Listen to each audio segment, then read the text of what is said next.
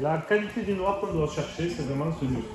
D'accord? Un beau noir, quand vous le mettez au soleil, ça doit être vert. D'accord? À partir du moment où il n'est pas vert, c'est qu'il est trop fade, il n'y a pas assez de lustre. Donc, voilà. Là, vous avez deux poules qui n'ont pas tout à fait le même lustre. Celle de droite qui est vraiment très lustrée, et ça, c'est ce qu'on cherche. Celle de gauche qui est beaucoup plus fade déjà. D'accord?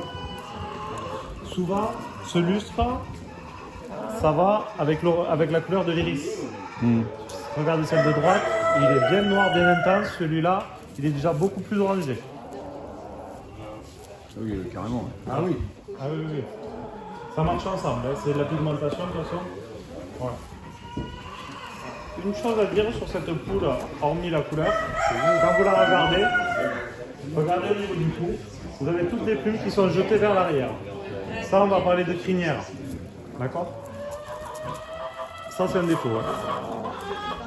Ça fait partie des défauts. D'accord? Hein?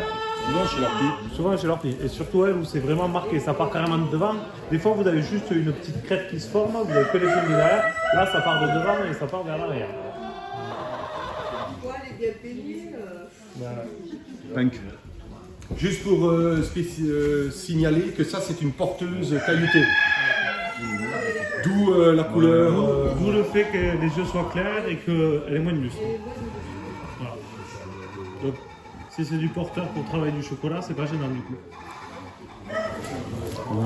Alors, donc pour le coup, on a deux porteurs, une cailloutée et chocolat. D'accord? Chocolat et cailloutée, pardon.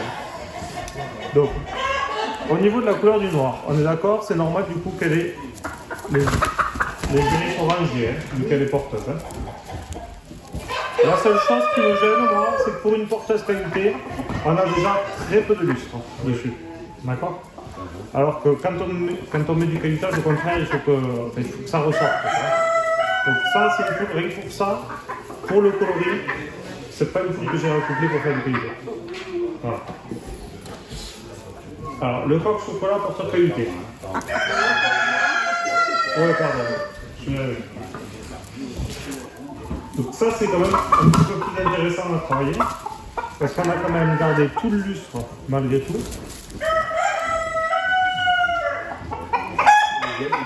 Et on a un sous-plumage qui est quand même très intense.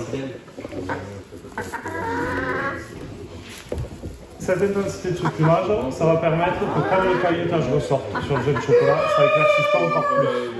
D'accord? Donc là, tu mets un gel doublement variable en fait, qui dilue encore plus.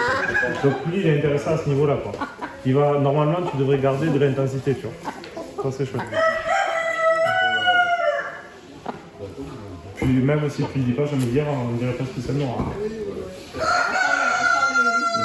À part les yeux un petit peu, mais ça pourrait être un noir, hein. Pas de souci. Alors qu'il a une double. Ouais. Mais bon, pour travailler la couleur, Oui, ça va. tranquille.